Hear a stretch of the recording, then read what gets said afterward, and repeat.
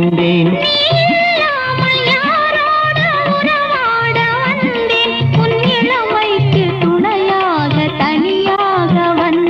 நான் மலரோடு தனியாக ஏன் இங்கு நின்றேன்? என் மகாராணி உன்னை காண ஓடோடி வந்தேன்.